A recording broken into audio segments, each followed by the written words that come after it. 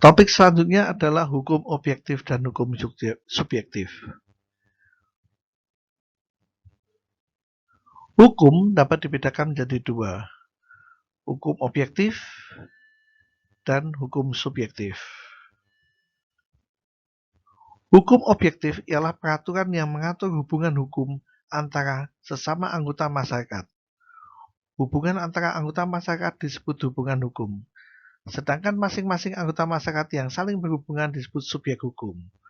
Hukum objektif berlakunya umum dan mengatur pula hubungan antara anggota masyarakat dengan masyarakat, antara masyarakat yang satu dengan yang lain, antara masyarakat dengan negara.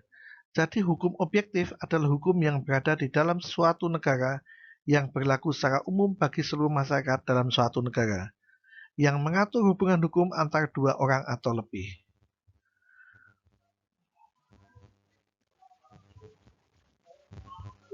Hukum subjektif. Hukum subjektif ialah kewenangan atau hak yang diperoleh seseorang berdasarkan hukum objektif. Seseorang yang melakukan hubungan hukum akan memperoleh hak dan kewajiban. Dan hak kewajiban itulah yang disebut hukum objektif. Dengan demikian, hukum subjektif baru akan timbul jika terdapat hubungan hukum yang diatur hukum objektif. Jadi bila hukum dipandang sebagai kaidah yang mengatur hukum antara dua orang atau lebih dinamakan hukum objektif. Sedangkan hukum subjektif adalah hukum yang timbul dari hukum objektif dan berlaku bagi orang-orang tertentu. Misalnya hak asasi manusia. Penggolongan hukum.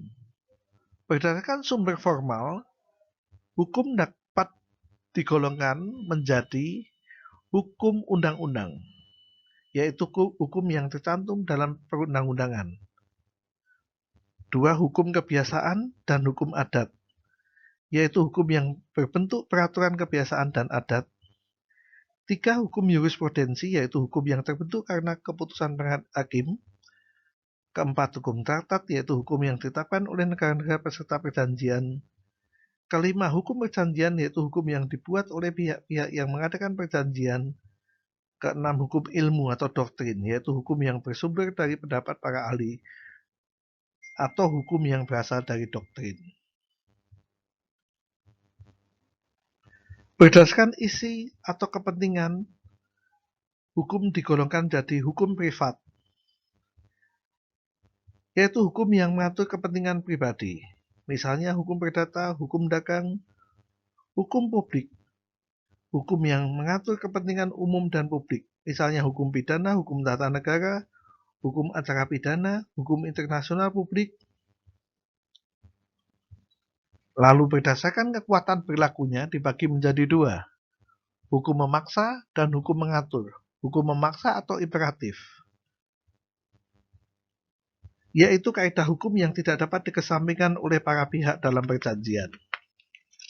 Kemudian hukum mengatur atau fakultatif adalah kaidah hukum yang dapat dikesampingkan oleh para pihak atau para pihak dalam perjanjian. Berdasarkan fungsinya, dibagi menjadi dua, hukum material dan formil. Hukum material, hukum yang mengatur hubungan hukum antara sesama anggota masyarakat, antara anggota masyarakat dengan penguasa negara, antara masyarakat dengan penguasa negara, dan antara anggota masyarakat dengan masyarakat itu sendiri. Hukum material menimbulkan hak dan kewajiban sebagai akibat yang timbul karena adanya hubungan hukum. Hukum formil atau formal, hukum yang mengatur bagaimana cara melaksanakan hukum dan bagaimana cara menuntutnya bila seseorang dilanggar haknya oleh orang lain. Hukum formal disebut juga hukum acara. Berdasarkan luas berlakunya, hukum dibagi menjadi dua, umum dan khusus. Umum yaitu hukum yang berlaku untuk semua orang dalam masyarakat. Khusus, hukum yang berlaku bagi orang-orang tertentu saja, misalnya militer, hukum militer. 6. Berdasarkan bentuknya, hukum tertulis dan tidak tertulis. Hukum tertulis biasanya dalam bentuk peraturan perundang-undangan.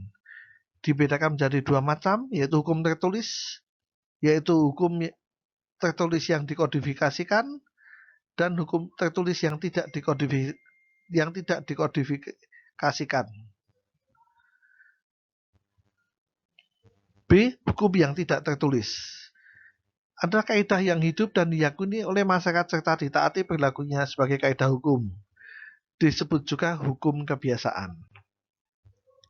Berdasarkan tempat berlakunya hukum nasional, internasional, dan asing. Hukum nasional hukum yang berlaku di suatu negara tertentu. Hukum internasional hukum yang mengatur hubungan antara negara satu dengan yang lain. Hukum asing hukum yang berlaku di negara lain jika dipandang dari suatu negara tertentu. Dan yang terakhir berdasarkan waktu berlakunya, yaitu hukum positif atau jus constitutum, yaitu hukum yang sedang berlaku di suatu negara. Dan yang kedua, hukum yang diharapkan akan berlaku pada masa yang akan datang atau jus constituendum.